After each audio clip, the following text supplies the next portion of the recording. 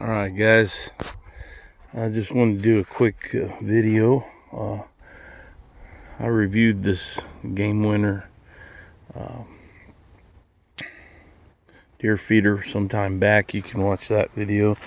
But as with any feeder, if you mess around with them enough, you're going to end up having to change probably a few different things. Change that motor, sometimes those spinner plates. Challenge is if you've got a bunch of corn up in this thing like I do, which probably, I don't know, 300. Well, I got some screws up there, so I'm not going to show you how much corn is in there, but there's a lot, trust me. So anyway, the challenge is when you're changing all this stuff out, you got corn spillage going on.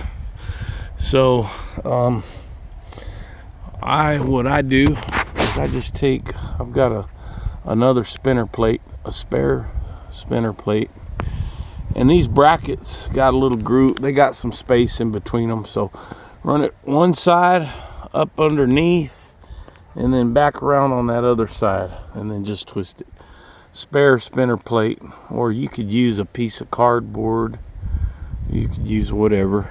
I just happen to have that on hand, and so that's what I use to stop the corn from spilling. I still got some corn on the ground, but anyway, just wanted to share that little tip with you. Going to be out here at the homestead, hopefully going to get some regular content of what it's like to be out here. I moved out here, me and my wife, so we're going to be working and hunting and growing some stuff, doing a lot of different things. We like to get comments on our videos and have you give us feedback. So please, if you like this video or you think that little tip is going to come in handy for you, like, subscribe, share, tell us what you thought, and until next time, we'll talk to you, or we'll see you again soon.